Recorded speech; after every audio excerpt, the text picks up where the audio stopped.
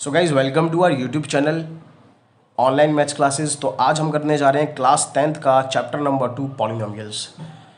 सो बच्चों, मैं अपनी पूरी वीडियो में जितनी वीडियोस आएंगी उन सब में क्लास 10th के सारे क्वेश्चंस करूँगा, एग्जाम्पल करूँगा और आपको हर एक बेसिक, हर एक चीज़ स्टेप बाय स्टेप अच्छे से सिखाता चलूँगा। मतलब एक भी चीज़ आपकी वीक नहीं रह पाएगी। तो स्टार्ट करते हैं। तो बच्चों, हमें पॉलिनोमियल समझने के लिए ना सबसे पहले समझना पड़ेगा अलजेब्रिक एक्सप्रेशन।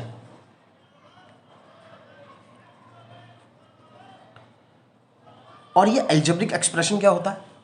तो बच्चों, जब भी हम किसी कांस्टेंट को किसी वेरिएबल से मल्टीप्लाई करते हैं ना, तो हमारे पास जो आएगा वो एक अलजेब्रिक एक्सप्रेशन होगा। फॉर एग्जाम्पल, अब कांस्टेंट देखते हैं क्या होते हैं। भाई कांस्टेंट होते हैं एनी नंबर, कोई भी नंबर माने के, मान लो 1, 2, 3, -11/6, 9, 12, 13, A, B, C, ये सारे के सारे क्या है? कांस्टेंट हैं। और वेरिएबल्स क्या होते हैं? ये आपको पता ही होगा बच्चों। वेरिएबल्स होता है X, Y, Z। तो बच्चों, जैसे ही हम किसी भी कांस्टेंट को वेरिएबल से मल्टीप्लाई करेंगे तो हमें एक अलजेब्रिक एक्सप्रेशन मिलेगा। फॉर एग्जाम्पल, अगर मान लो मैं 2 को मल्टीप्लाई करता हूँ x से तो मेरे पास आया 2x, ये एक अलजेब्रिक एक्सप्रेशन है। या मान लो मैं मल्टीप्लाई करता हूँ -11/6 को y से तो मेरे पास आया -11y/6, तो ये भी क्या है? एक अलजेब्रिक एक्सप्रेशन है। या ऐसा समझ लो, कोई और एग्जांपल ले लेते हैं। मैंने 13 को मल्टीप्लाई करा x स्क्वायर से तो मेरे पास आया 13x², ये भी क्या है? एक अलजेब्रिक एक्सप्रेशन है। तो भाई अलजेब्रिक एक्सप्रेशन तो हमें आ गया समझ कि किसी भी कांस्टेंट को वेरिएबल से मल्टीप्लाई करोगे भैया तो आ जाएगा आपके पास अलजेब्रिक एक्सप्रेशन। अब इसमें एक चीज और सीखनी है आपको। क्या? अगर आप किसी भी अलजेब्रिक एक्सप्रेशन में अलजेब्रिक एक्सप्रेशन जोड़ें या अलजेब्रिक एक्सप्रेशन में अलजेब्रिक एक्सप्रेशन घटाएं या अलजेब्रिक एक्सप्रेशन से अलजेब्रिक एक्सप्रेशन को चाहे डिवाइड करें बच्चों, या अलजेब्रिक एक्सप्रेशन से आप अलजेब्रिक एक्सप्रेशन को मल्टीप्लाई करें, तो आपके पास जो चीज गिवन आएगी वो भी एक अलजेब्रिक एक्सप्रेशन होगा। मतलब कि ये मान लो कोई अलजेब्रिक एक्सप्रेशन है 13x², आपने उसमें अलजेब्रिक एक्सप्रेशन जोड़ लिया 2x, जो कि यहाँ लिखा हुआ है। तो आप किसी अलजेब्रिक एक्सप्रेशन में अलजेब्रिक एक्सप्रेशन जोड़ोगे तो आपके पास जो गिवन कंडीशन आएगी ये भी क्या होगी? एक अलजेब्रिक एक्सप्रेशन ही होगी। ठीक है जी। या एक एग्जांपल और ले लेते हैं। 2x⁻1/2 प्लस में 9x² प्लस में 6x, ये भी क्या होगा? एक अलजेब्रिक एक्सप्रेशन होगा। या दो अलजेब्रिक एक्सप्रेशन को डिवाइड कर लेते हैं यार। जैसे मान लो 13x² है, ये एक अलजेब्रिक एक्सप्रेशन है, अपॉन में 2x, तो कितना आया हमारे पास? 13 इंटू में x, x² को जैसे स्प्लिट करूंगा तो x इंटू x हो जाएगा, और 2x का क्या हो जाएगा? 2 इंटू x, तो जैसे ही से काटूंगा ये नहीं आ जाएगा 13x/2। ठीक। तो अब जैसे ही मैंने अलजेब्रिक एक्सप्रेशन को अलजेब्रिक एक्सप्रेशन से डिवाइड करा तो मेरे पास ये कंडीशन भी क्या होगी? एक अलजेब्रिक एक्सप्रेशन होगी। क्लियर है? अब गाइस, हमें अलजेब्रिक एक्सप्रेशन तो समझ आ गया, लेकिन हमको जो मेन समझना है वो है पॉलिनोमियल। अब एक बात बेटा ध्यान रखना, क्या? पॉलिनोमियल ये भी एक अलजेब्रिक एक्सप्रेशन ही होता है, लेकिन इसके साथ एक कंडीशन है। बहुत ढंग से समझना इस बात को। पॉलिनोमियल भी एक अलजेब्रिक एक्सप्रेशन है बच्चों, लेकिन इसके साथ एक कंडीशन है, और वो कंडीशन पता है क्या है? कि इस अलजेब्रिक एक्सप्रेशन में, बहुत ढंग से समझना बच्चों बात, जो वेरिएबल की पावर होगी ना वो होल नंबर होगी। अब होल नंबर क्या होते हैं बताए दे रहा हूं यार, आपको पता भी होगा, नहीं पता तो सुनो, प्रॉब्लम नहीं है। होल नंबर क्या होते हैं भाई? 1, 2, 3, 0 से स्टार्ट होते हैं whole number. 0, 1, 2, 3, 4 dot dot dot up to infinity, हमेशा चलते जाते हैं। ये होते हैं होल नंबर्स। अच्छा, एक और मैं आपकी कंफ्यूजन यहीं दूर कर दूं, क्या होल नंबर नहीं होते? आप वो भी सुन लो। कोई भी डेसिमल नंबर या कोई भी नंबर फ्रैक्शन में हो या कोई भी नंबर नेगेटिव होल नंबर नहीं होगा। जैसे फॉर एग्जांपल 0.6 या 4/5 या 1/2 या -7, ये होल नंबर नहीं होगा। और एक चीज़ और बच्चों, मान लो अगर अंडर रूट में कोई नंबर अटक जाता है ना, ऐसे मान लो अंडर रूट में n है, तो बेटा इसका मतलब होता है n की पावर 1/2। ठीक है, तो यहाँ n की पावर क्या है? 1/2। अब आप चेक करो ये 1/2 होल नंबर होगा? ये भी नहीं होगा। ये चीज़ कहीं ना कहीं क्वेश्चन में अप्लाई होगी। तो मैंने आपको क्या बताया, पॉलिनोमियल एक ऐसा अलजेब्रिक एक्सप्रेशन है जब वेरिएबल की पावर क्या होनी चाहिए, होल नंबर होनी चाहिए। अगर वेरिएबल की पावर होल नंबर हुई तो पॉलिनोमियल कहलाएगा, वरना तो नहीं कहलाएगा। अब एक एग्जांपल देखते हैं। 3x स्क्वायर प्लस में 6x प्लस में 11। तो यहां चेक करो, x की पावर 2 है, यह x की पावर 1 है। x की पावर 2 भी एक होल नंबर है और x की पावर 1 भी एक होल नंबर है।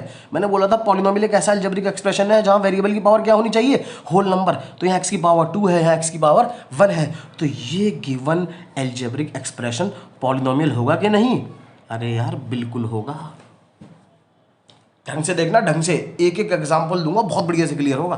या दूसरा देखो, मान लो 7x क्यूब प्लस में 11x स्क्वायर प्लस में 9 रूट एक्स प्लस में 7, क्या ये पॉलिनोमियल होगा? भाई यहाँ x की पावर 3 है, ठीक है, यहाँ x की पावर 2 है, बट यहाँ 9 रूट एक्स है, 9 रूट एक्स। और अभी मैंने आपको बताया था अगर रूट में कोई भी नंबर आए तो उसका मतलब नंबर की पावर क्या होगी, 1/2।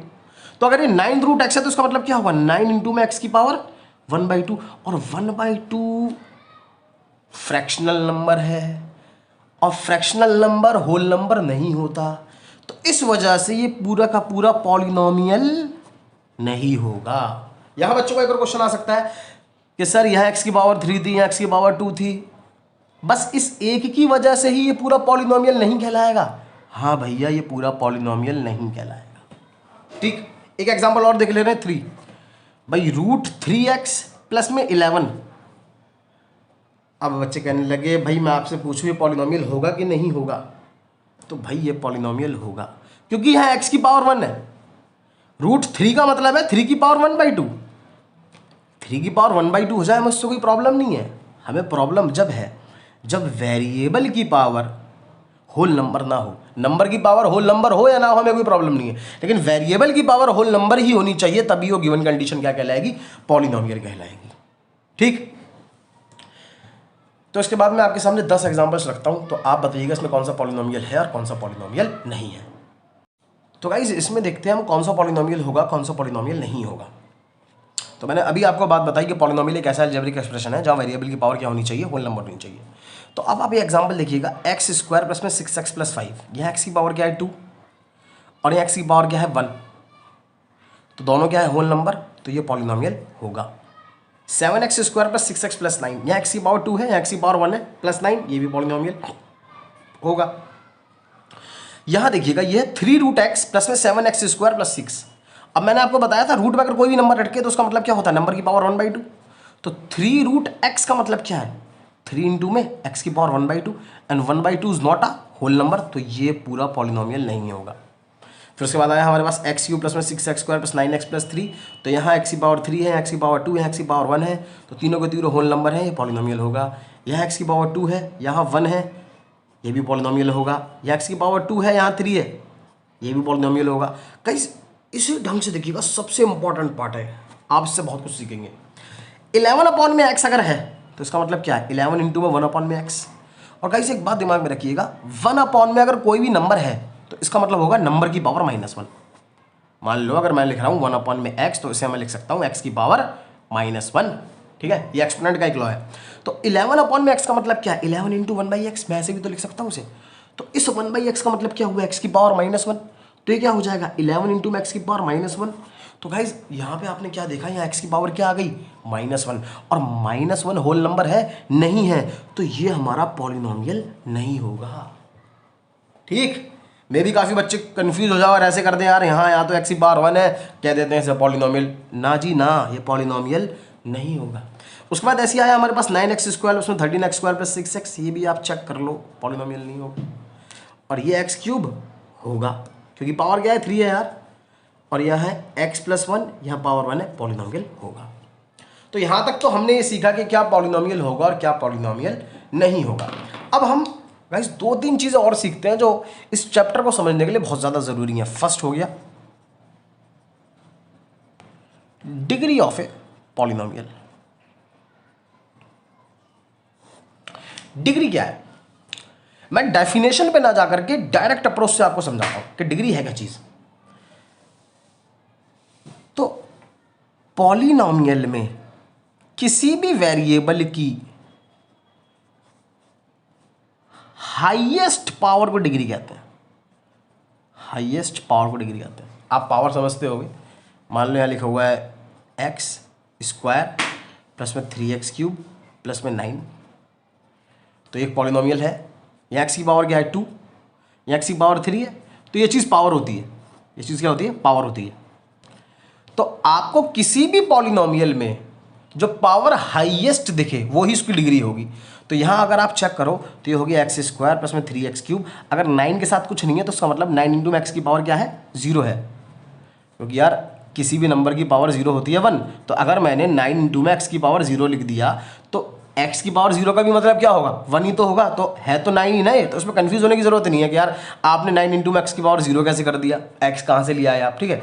तो मैं आपको दिखाना चाह रहा हूँ, मुझे आपको डिग्री समझानी है। तो डिग्री का मतलब ये होता है कि किसी भी पॉलिनोमियल में उस वेरिएबल की हाईएस्ट पावर जो होती है वो क्या कहलाती है, डिग्री कहलाती है। तो यहाँ वेरिएबल की हाईएस्ट पावर क्या है, 3, तो डिग्री क्या होगी, 3 होगी। या मान लो एक एग्जांपल और देखते हैं, एक्स स्क्वायर प्लस में 6x प्लस में 11, यहाँ वेरिएबल की हाईएस्ट पावर क्या है, 2, तो डिग्री क्या होगी, 2। और अगर मान लो ऐसे लिखा हो 2x प्लस 5, तो x की पावर क्या है 1, तो डिग्री क्या होगी, 1 होगी। उसके बाद गाइज पॉलिनोमियल को हम on the basis of degree समझते हैं।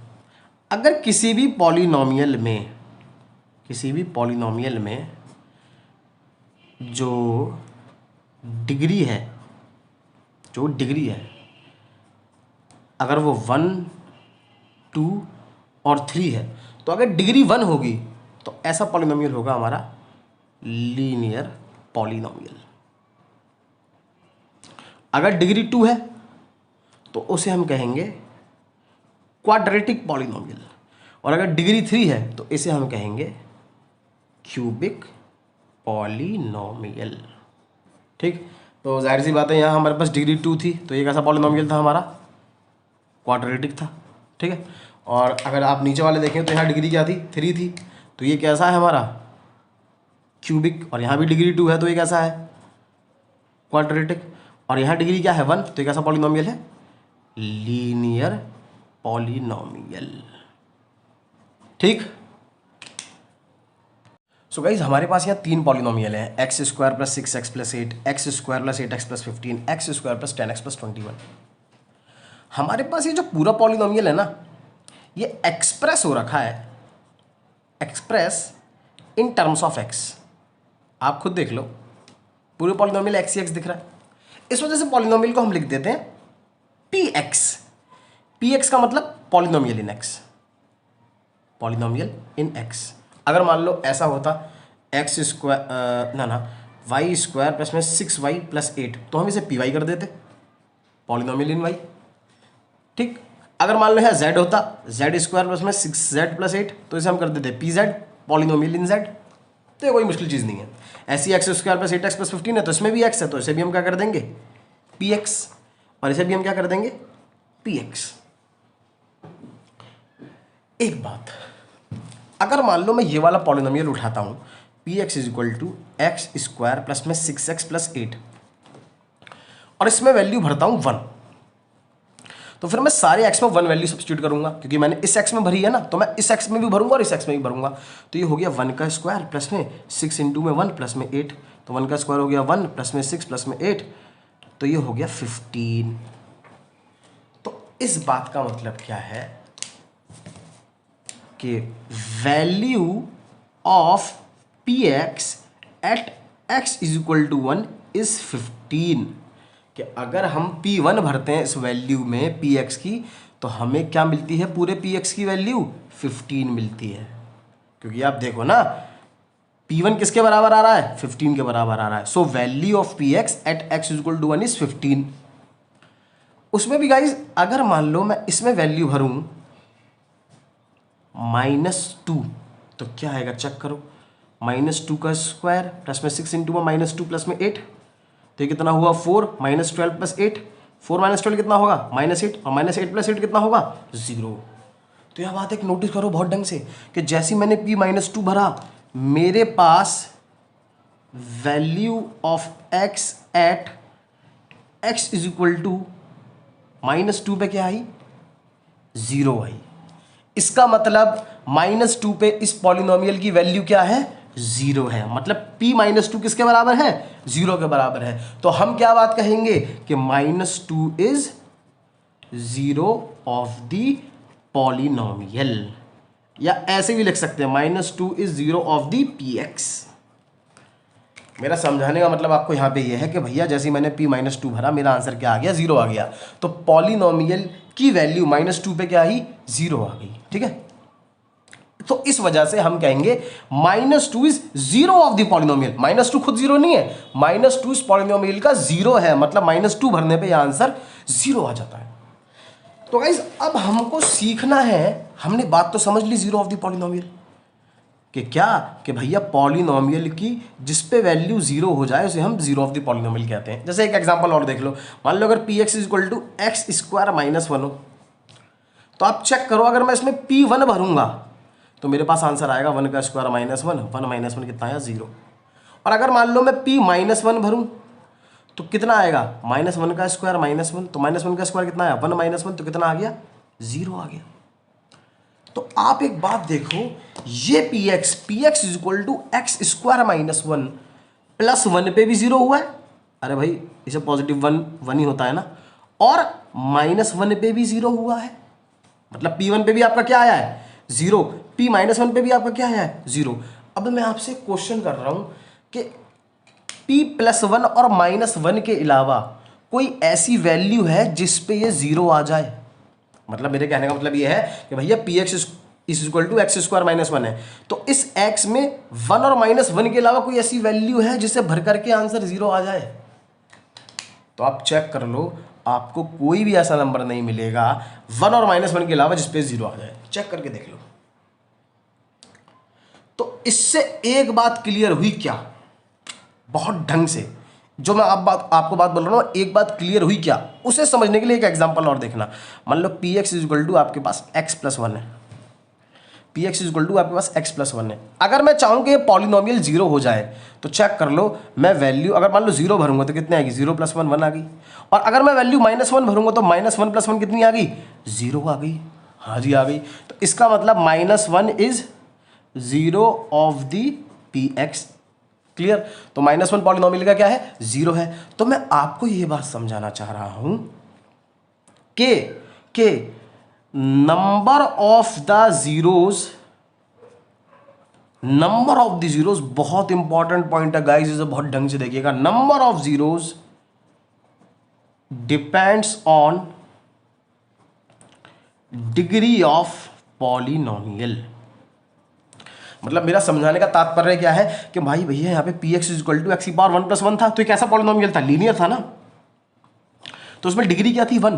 अब चेक कर लो, डिग्री 1 थी ना, -1 के अलावा कोई भी ऐसा नंबर नहीं है जिसपे पॉलिनोमियल 0 हो जाए। खुद देख लो आप, कुछ भी भर लो यार, 0 भरो, 2 भरो, 3 भरो, 4 भरो, कुछ भी भर लो, -1 के अलावा कोई ऐसा नंबर है ही नहीं जिसपे 0 हो जाए। तो और इसमें देखना 1 और -1 के अलावा कोई ऐसा नंबर नहीं है जिसपे ये 0 हो जाए। तो यहाँ पे मैंने क्या चीज़ नोटिस करी यार, जब डिग्री 1 थी तो एक ही ऐसा नंबर था जिसपे 0 हो रहा था, कौन सा, -1। और जब डिग्री 2 थी तो 2 ऐसे नंबर थे जिन्हें पे ये 0 हो रहा था, दैट इज 1 एंड -1। तो एक बात मुझे क्या पता लगी कि किसी भी पॉलिनोमियल में, किसी भी पॉलिनोमियल में अगर हमें नंबर ऑफ जीरोस चाहिए, ठीक है, तो किसी भी पॉलिनोमियल में अगर नंबर ऑफ जीरोस चाहिए तो पहले आप उसकी क्या चेक करोगे, डिग्री चेक करोगे, क्योंकि उस पॉलिनोमियल की डिग्री जितनी होगी उसके जीरोस भी उतने होंगे। मतलब कि अगर डिग्री 1 है और अगर डिग्री 2 है और अगर डिग्री कितनी है, 3 है, तो डिग्री 1 है तो जीरोस कितने होंगे, 1। ठीक है, नंबर ऑफ जीरोस। और डिग्री अगर 2 है तो जीरोस कितने होंगे, 2, ये मैंने 1 लिखा है जी। और डिग्री अगर 3 है तो जीरोस कितने होंगे, 3 होंगे। तो हमारा बहुत इंपॉर्टेंट पॉइंट था ये कि number of zeros depends on degree of the polynomial. ठीक।